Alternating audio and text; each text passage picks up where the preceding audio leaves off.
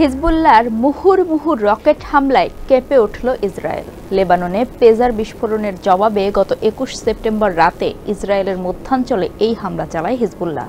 গত অক্টোবর থেকে Hezbollah Israel পাল্টাপাল্টি রকেট হামলা চালিয়ে আসছে, কিন্তু এবারই প্রথম লেবাননের ইরান সমর্থিত সশস্ত্র গোষ্ঠীর রকেট হামলায় কেঁপে উঠল ইসরায়েলের সবচেয়ে গভীরের এলাকা।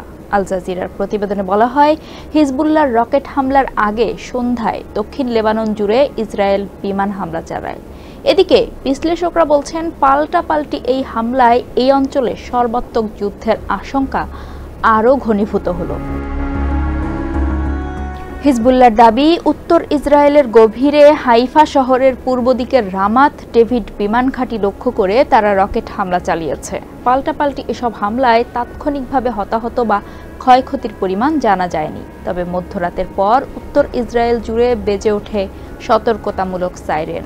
এক বিবৃতিতে হামলার কথা নিশ্চিত করে হিজবুল্লাহ জানায়, গত কয়েক মাস ধরে তারা ইসরায়েলে যেসব রকেট ছুড়েছিল সেগুলো ছিল দ্বিতীয় বিশ্বযুদ্ধের সময়কার সোভিয়েত রাশিয়ার তৈরি কাতিউশা রকেট। কিন্তু এবার তারা ফাদি-1 ও ফাদি-2 রকেট ছুড়েছে। লেবানন থেকে 10টি রকেট ছোড়ার কথা জানিয়েছে ইসরায়েলের সামরিক বাহিনী আইডিএফও। তবে এসব রকেটের অধিকাংশই লক্ষ্যবস্তুতে আঘাত হানার আগেই ভূপাতিত করা হয়েছে বলে দাবি করেছে ইসরায়েল। এর আগে হিজবুল্লাহর সম্ভাব্য হামলা ব্যর্থ করতে ইসরায়েল বিমান হামলা চালিয়েছে বলে তারা দাবি করেছে। আইডিএফের তথ্য মতে, তারা উত্তর ইসরায়েলে বেশি মানুষের জমায়েতের বিষয়ে কড়াকড়ি আরোপ করেছে। কড়াকড়ি আরোপ করা হয়েছে এই অঞ্চলে দেশটির তৃতীয় বৃহত্তম শহর হাইফাতেও।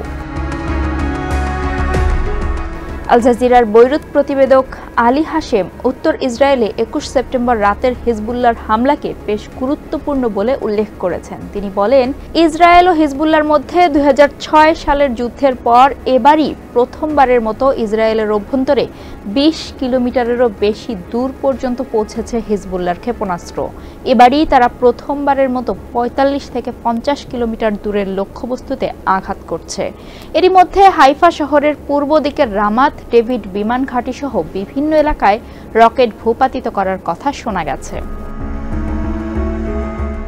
ধারণা করা হচ্ছে, লেবানন জুড়ে হিজবুল্লাহ সদস্যদের ব্যবহার করা কয়েক হাজার তারহীন যোগাযোগ যন্ত্র, পেজার ও ওয়াকিটকিতে একযোগে বিস্ফোরণের ঘটনার প্রতিশোধ নিতে শুরু করেছে হিজবুল্লাহ। ওই বিস্ফোরণে সশস্ত্র গোষ্ঠীটির ৩৭ জন নিহত সহ আহত হয় প্রায় ৩,০০০। এর আগে ২০ সেপ্টেম্বর লেবাননের রাজধানী বৈরুতের দক্ষিণের শহরতলিতে ব্যাপক বিমান হামলা চালায় ইসরায়েল। এতে অন্তত ৩৮ জন নিহত ও কয়েক ডজন মানুষ আহত হয়। ওই হামলায় নিহত হন হিজবুল্লাহর কমান্ডার ইব্রাহিম আকিলও।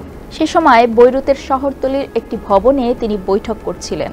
হামলায় ধুলোয় মিশে যায় পুরো ভবনটি। গত অক্টোবরে গাজা যুদ্ধ শুরু হওয়ার পর থেকে হামাসের সমর্থনে প্রায় প্রতিদিনই ইসরায়েলে রকেট হামলা চালাচ্ছে হিজবুল্লাহ। জবাবে লেবাননের সশস্ত্র গোষ্ঠীটির বিভিন্ন স্থাপনায় বিমান হামলা চালাচ্ছে ইসরায়েল। এসব হামলার কারণে উভয় দেশের সীমান্তবর্তী অঞ্চল থেকে হাজার হাজার বেসামরিক মানুষকে নিরাপদ স্থানে সরিয়ে নেওয়া হয়েছে।